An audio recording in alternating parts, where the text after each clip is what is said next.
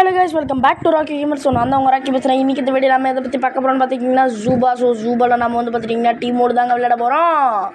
So எங்கள் அண்ணன் இல்லைன்னா ரெண்டு பிளேயர்ஸில் தான் கைஸ் விளையாடுறேன்.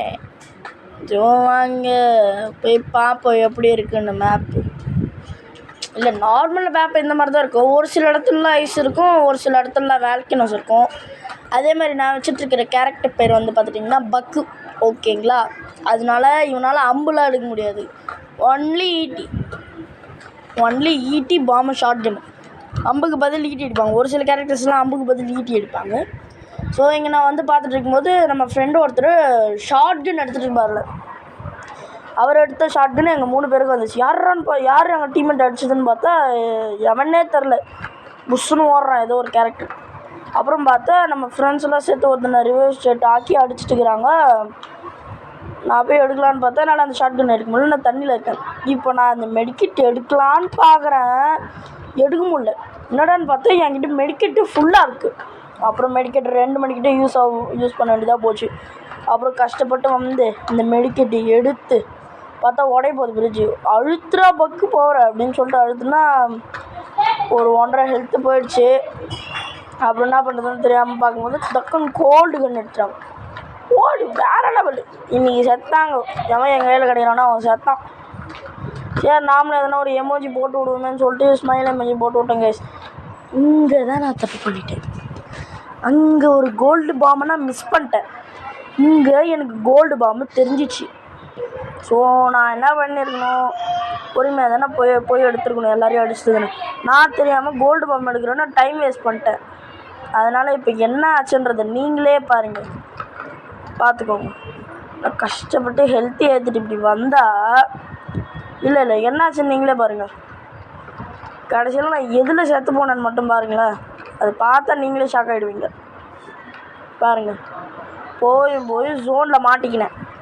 ஜோனில் மாட்டிக்கிட்டு ரிவர்ஸ் ஸ்டேட் ஆகிட்டேன். என் ஃப்ரெண்ட்ஸு எல்லாருமே பேட்டில் பண்ணிட்டுருக்காங்க. நான் ரிவைவ் ஸ்டேட்டில் அலர்ட் கொடுத்து யாரும் வரல. ஸோ நான் அவுட் ஆகிட்டேன். ஃபயர்னால் அவுட் ஆகிட்டேன். ஃபயர் எல்லோரும் சொல்லுவாங்க நம்ம விளையாடும் போது நமக்குள்ளே ஒரு ஃபயர் இருக்கணும். ஆனால் நம்ம ஃபயரில் தான் தோற்று போயிருக்கோம். சரி கைஸ், அப்புறம் ஒரு அடுத்த மேட்ச் வந்துட்டேன். ஸோ இந்த மேட்ச்லையாச்சும் ஜெயிப்போமான்னு பார்த்து மனசில் நம்பிக்கையோடு இருந்திருக்கேன். இந்த டீமோட மோடு பார்த்துட்டிங்கன்னா டீம் ட்ரையோ. ஓகேங்களா? ஒரு சில மோடெலாம் டக்குன்னு மாறிக்கிட்டே இருக்கும். இப்போ 5 நிமிஷத்துக்கு ஒரு தடவை ஒரு மோடு. அதாவது இப்போ டீம் மோடுனா அதில் 3ஆக விளாட்றது, 2ஆக விளாட்றது. அதே மாதிரி இந்த டீம்மேட்டு இருந்த இடத்துலேருந்து இங்கே வந்துட்டான். நான் தெரியாமல் அந்த வால்கனோ பிரிட்ஜ் மாதிரி இருக்குமே அதில் போட்டேன். அப்புறம் கஷ்டப்பட்டு மேனேஜ் பண்ணி இங்கே எடுத்துகிட்டு வந்துட்டேன். இப்போ இங்கேருந்து தான் நாங்கள் பேட்டில் ஸ்டார்ட் பண்ணுவோம். ஓகேங்களா கைஸ்? வாங்க பேட்டிலில் ஸ்டார்ட் பண்ணலாம். போயினே இருக்கோம். இந்த தடவை நான் வந்து பார்த்திங்கன்னா நிக்ஸ், அதாவது ஃபாக்ஸ் கேரக்டரில் ஃபாக்ஸ். இந்த கேரக்டர் பேர் நிக்ஸ்ன்னு வாங்க. எனக்கு அந்த பேர் வராது, அதனால் நரி இதுன்னு சொன்னேன். ஓகே, இப்போ நம்ம நரி கேரக்டர்ஸ் தான் கைஸ் விளையாடிட்டுருக்கோம். நரி கேரக்டர் பார்த்திங்கன்னா செம்மையான கேரக்டர். ஆமாம், உங்களுக்கு சொன்னாதான் தெரியும்னு இல்லை, நம்ம எப்பவுமே நரி கேரக்டர் வச்சு தான் விளையாடுறதே எப்போவுமே. ஸோ நரி கேரக்டர் பார்த்துக்கோங்க எவ்வளோ பவர்னு. பவர் இல்லை, நரி கேரக்டர் தான் கொஞ்சம் பார்க்குற மாதிரி இருக்கும். மற்ற அது எல்லாமே நல்லா தான் இருக்கும். ஆனால் ஒரு சில கேரக்டர்ஸ்லாம் பார்க்கறதுக்கு கேரக்டர் மாதிரியே இருக்காது, ஏதோ ஒரிஜினல் அனிமல் மாதிரி இருக்குது. இப்போ பக்கு கூட பார்த்துக்கோங்களேன், ஒரு ரியல் எருமை மாடு மாதிரியே இருந்துச்சு. சரி, இப்போ நான் மறுபடியும் ரிவைவ் ஸ்டேட் ஆகிட்டேங்க. சித்தாங்க எனக்கு கடுப்பே. இப்போது எங்கள் ஃப்ரெண்ட்ஸ் என்ன பண்ணுவாங்க, அங்கே பேட்டில் பார்ப்பாங்களா, இங்கே இதுவாங்களா. என்னாலே நான் அவுட் ஆகிட்டேன்.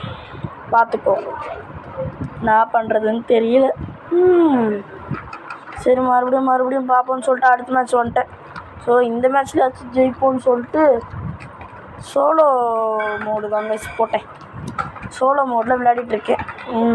பார்ப்போம். இந்த மேட்ச்சில் கன்ஃபார்ம் ஜெயிச்சிடணும். நீங்கள் எல்லோரும் நோட்டீஸ் பண்ணிக்கிறீங்க, எல்லா மேப்லேயும் இந்த கோல்டன் கார்டு ஒருத்தன் வந்துடுவான். அதாவது இந்த ப்ளூ கலரில் சிரிச்ச மாதிரி இருக்கிறவனுங்க கார்டு. கோல்டன் கார்டுனா பாருங்க அப்புறமா காட்டுறேன். இந்த பக்கம் வந்தால் என் கேரக்டர் வச்ச ஒருத்தன் கோல்டன் இது எடுத்துட்டான்.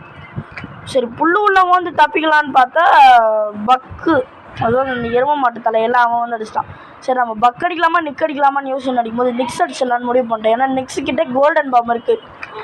ஸோ அது நம்மக்கிட்ட பவராக இருக்கும்னு சொல்லிட்டு நான் லோட் பண்ணலான்னு சொல்லிட்டு மெதுவாக நடந்துட்டு இருக்கும்போது இங்கே வந்து பார்த்தா அந்த கோல்டன் கார்டு இங்கே எத்தனை பேர் இருக்கிறாங்க நமக்கு எதுக்கு வம்புன்னு சொல்லிட்டு நான் வந்துட்டேன்.